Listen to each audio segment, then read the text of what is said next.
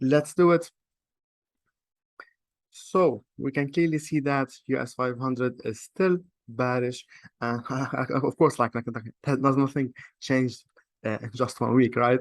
So we are still bearish, and we are still in this impulse movement, right? So we had our impulse previously, a correction, an impulse correction, and we are currently here speculating that now, or if we go lower, the correction will start, which would be a bigger correction because the falling broadening wedge, which you see here, usually by nature, the bigger the impulse, the bigger the correction, right? So this impulse is definitely bigger than this one. That's why you see this impulse, this correction is bigger than this one, right? So this is basically it. The bigger the correction, the bigger the impulse, and vice versa. So we are currently sitting around this minor zone. We had a rejection from it previously, but the main one, the major one, would be around this area, previously a resistance, turned into, okay, sorry about that, into a support area. We also had this aggressive movement upward from here. That's why it's also a demand zone. So that's why we are speculating that we might, in fact, dive till this area before we trade higher. Now, if you go to daily time frame, so last week we were here around the support zone, and we knew that this is a support that price might push it upward. And of course, unless it's broken downward, then further bearish movements would be expected. Price rejected the support, and lately, or like this week, we are rejecting this previous high, which is also a supply zone. Anyway, we can see it better on lower time frames. So that's a supply zone that price basically rejected. So now we are bullish from a short-term perspective, but of course we are still bearish from a long-term perspective, especially if you draw this trend line here showing us the overall view, the overall bias downward, right?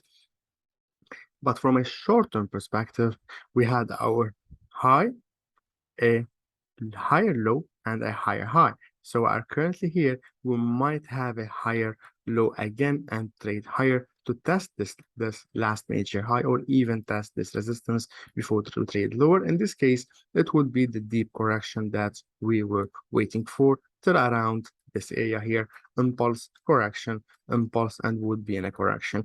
Of course, unless we keep on trading lower from here, lower and lower, and break this one downward, then this whole bullish trend, a short-term one, would be invalidated. In this case, we'll be expecting further bearish movement at this lower area, as I showed you from daily time frame.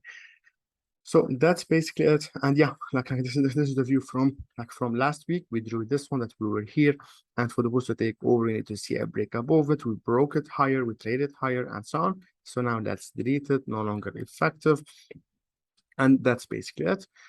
We know that the correction started inside this bullish trend that I showed you from H4. We had previously we had a bearish trend, right? Lower lows and lower highs, broke above the high, impulse, correction, impulse, and we are currently in a correction. How do we know that?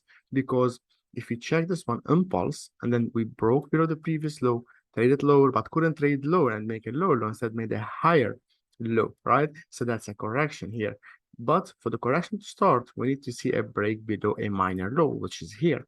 The exact same thing is happening now.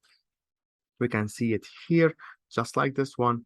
Now we are breaking below this low, which means that a correction might start a short-term one, just like this one. Okay, a short-term correction for another impulse movement to push higher, because we are speculating an impulse correction, and one more impulse movement higher, which I showed you from H4. It might last till here or even a little bit higher till the supply and trend line from daily and so on. Okay. So that's it. What we know so far is that we are short-term bearish, medium-term bullish. Let's see if this bearish movement would be extended to become a new trend, like from a medium-term perspective, or this is short-term only. If in this case, if here we get a high and it's broken upward, then we'll be expecting the next impulse movement to start. So, okay, so like now we've done with the first one. I took my time, as you noticed, because like it will help us feel the overall market. Let me check the chat and let me check the members, hello Altog, hello Ace, yeah, Tipster guy. Okay, he just left like when I said his name. Okay, of course Bukarik and so on. Okay, Ace, hope you're doing good. Okay, yeah, we also got someone join us, Sonjak. Hope you're doing good. Okay, let's move forward to our next one, which is DXY. Okay, let me minimize my audio. Good. So on DXY, we know that we have been bullish like crazy, right? For a long period of time, trading inside this big big channel, if you want to draw it like this. Okay, and from monthly time frame, we know that we are around this minor support and resistance. If broken upward, which is the 113, if broken upward, we'll be expecting further bullish movement till our main major high, which is around 120. So we've got two possible scenarios, a short-term reversal here or a continuation and then a short-term reversal from the 120. Let's see how it goes. For the 113 to be broken, as I mentioned multiple times, we still need to see one more break, a big aggressive candle close above this area, above the 113. In this case, we'll be expecting further bullish movements. For now, it would be just like US 500 or the opposite of US 500. It might be just a correction before the next impulse movement push the price lower till the lower trend line in blue, which has been rejected previously multiple times. If you zoom into MH1 time frame, you can see it even better. That's our channel, a falling one, as you see, impulse, correction, impulse. We are currently in this correction around this area. If the bears take over, we'll be expecting this that second or next impulse movement lower. As a confirmation that the bears are taking over, we have two possible scenarios. The first one is this is our last major low for now, of course, from M30, or if a new low forms here, then we'll be updating our box to be here. And if it's broken downward, we'll be expecting now this next bearish movement downwards. Meanwhile, this whole idea, this whole bearish trend, as I showed you from H1, would be invalidated if and only if we break above it in an aggressive manner. In this case, this whole one would be like a pennant or like a flag, right? It would be an impulse. Okay, here we go, and then a continuation. In this case, we'll be expecting what? One more bullish impulse to the upside from this. Okay, but first, let's take it step by step. We'll need to see this aggressive break first, like for it to be valid, or we might also have one more swing down and then break it upward for it to be this pattern. Okay.